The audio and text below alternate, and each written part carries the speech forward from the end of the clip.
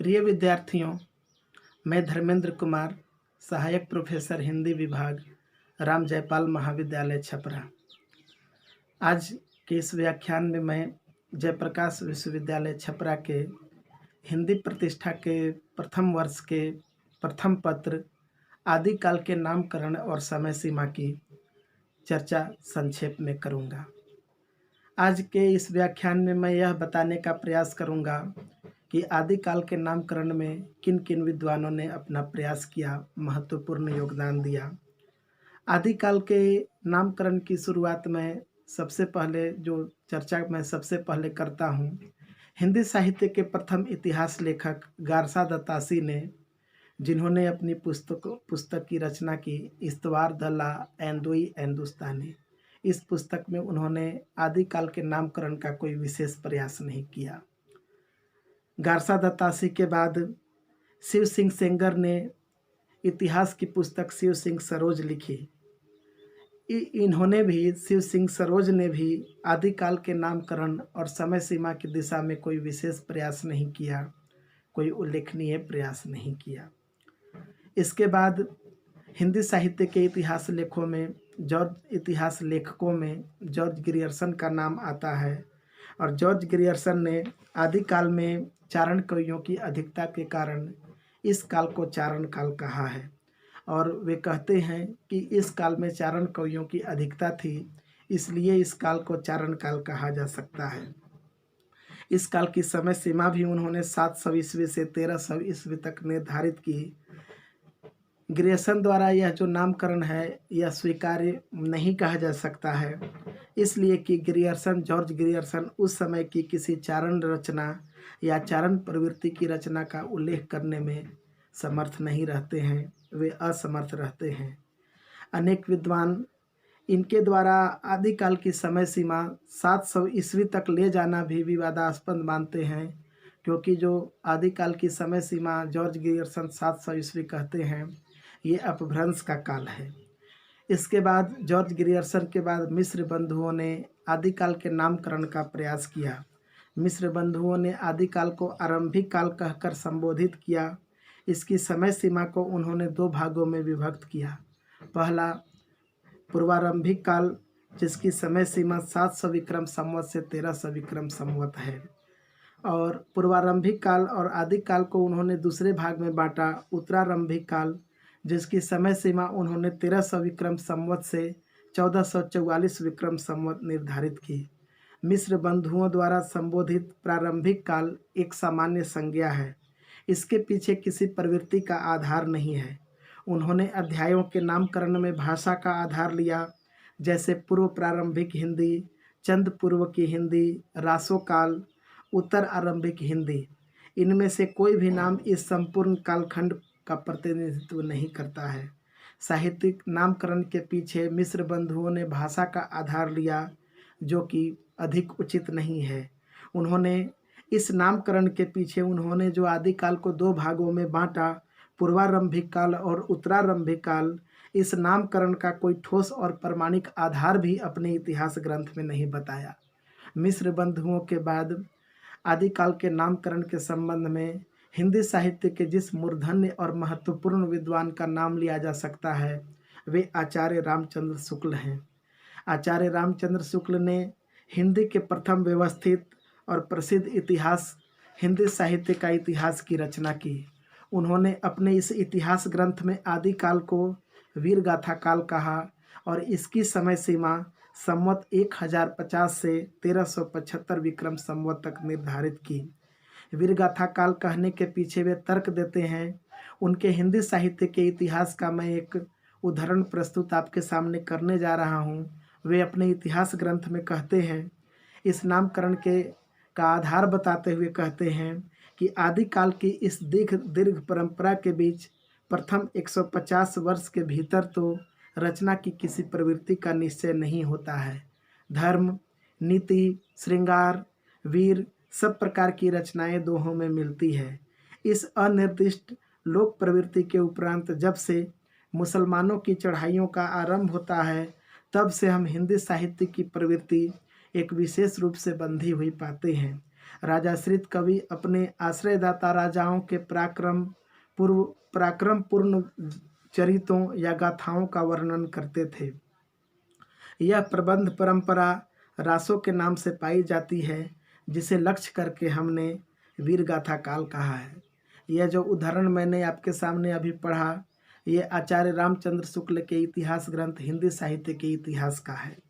अब मैं आपको बताना चाहता हूँ, आचार्य रामचंद्र शुक्ल ने पहली बार किसी काल विशेष की प्रवृत्ति के आधार पर इस काल का नामकरण करने का प्रयास किया।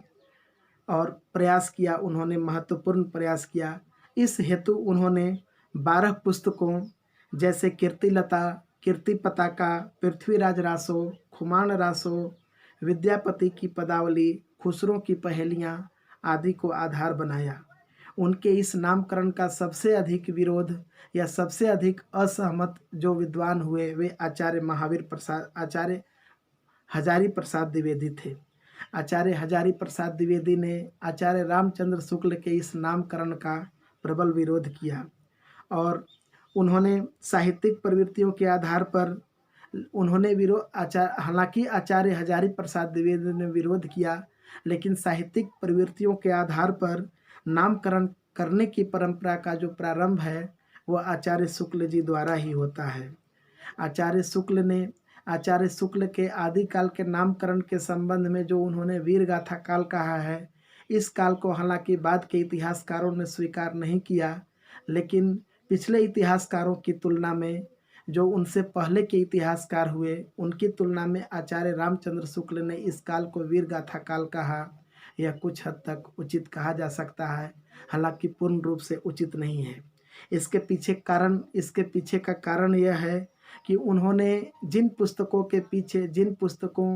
के आधार पर इस काल को वीर गाथा काल नाम दिया, वे पुस्तकें या तो आज के समय में उपलब्ध नहीं हैं या प्रमाणिक नहीं हैं, या कुछ रचनाएं अर्ध प्रमाणिक हैं।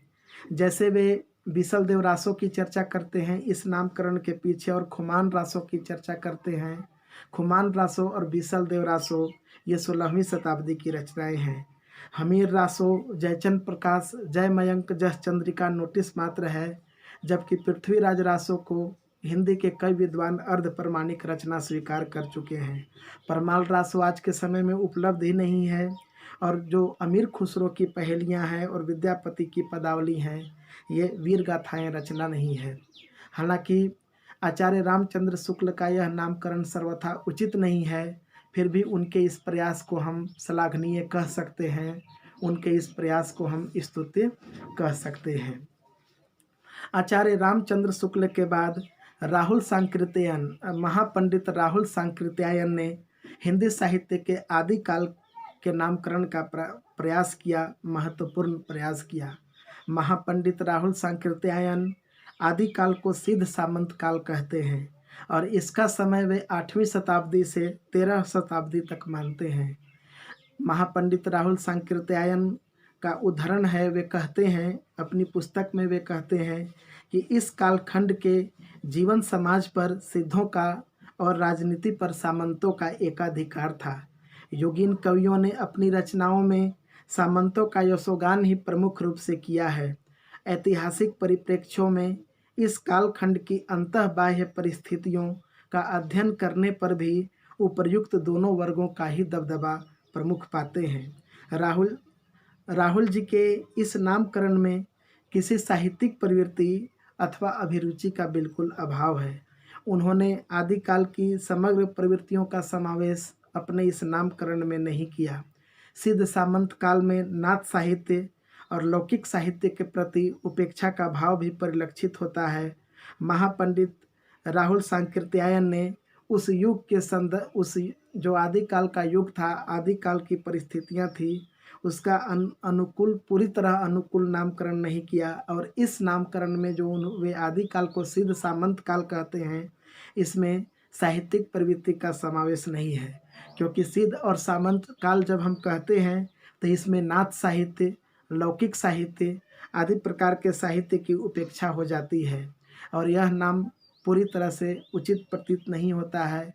यह नाम जो है, इसमें आदिकाल की संपूर्ण प्रवृत्तियों का समावेश नहीं होता है। कुल मिलाकर राहुल सांकृत्यायन ने आदिकाल की समय सीमा और नामकरण का भी इन्होंने भी आचार्य शुक्ल की तरह ही स्तुत्य प्रयास किया है, महत्वपूर्ण प्रयास किया है। और इनके इस मत को प्रवर्ती विद्वानों ने, उनके इस राहुल सांकृत्यायन के इस मत को जो बाद के इतिहासकारों ने हैं, उन्होंने इसका उल्लेख अवश्य किया है। विद्यार्थियों, मैं आपको बता दूं कि राहुल सांकृत्यायन के बाद हिंदी के जिस महत्वपूर्ण विद्वान ने आदिकाल के नामकरण और समय सीमा की चर्चा की और उल्लेख किया, वे डॉक्टर राम कुमार वर्मा हैं। डॉक्टर राम कुमार वर्मा ने अपने हिंदी साहित्य का आलोचनात्मक इतिहास नामक ग्रंथ में संपूर्ण आदिकाल को 2 खंडों में विभक्त किया। संपूर्ण आदिकाल को 2 भागों में बांटा उन्होंने। आदिकाल के पहला भाग वे संधि काल करते हैं, जिसकी समय सीमा वे 700 से लेकर 1000 विक्रम संवत तक निर्धारित करते हैं। और आदिकाल का दूसरा भाग में बांटते हुए, दूसरे भाग में विभक्त करते हुए इसके दूसरे भाग को वे चारण काल के नाम से संबोधित करते हैं। चारण काल वे कहते हैं, जिसकी समय सीमा वे 1000 विक्रम संवत से 1375 विक्रम संवत तक निर्धारित करते हैं।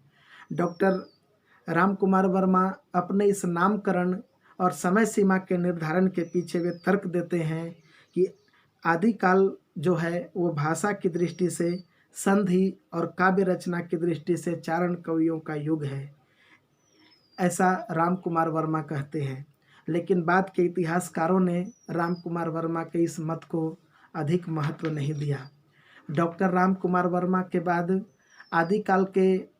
आदिकाल को नया नाम देने का प्रयास, आदिकाल के नामकरण का प्रयास हिंदी साहित्य के कई अन्य इतिहासकारों और महत्वपूर्ण विद्वानों ने किया। आचार्य महावीर प्रसाद द्विवेदी ने आदिकाल को बीजवपन काल कहा।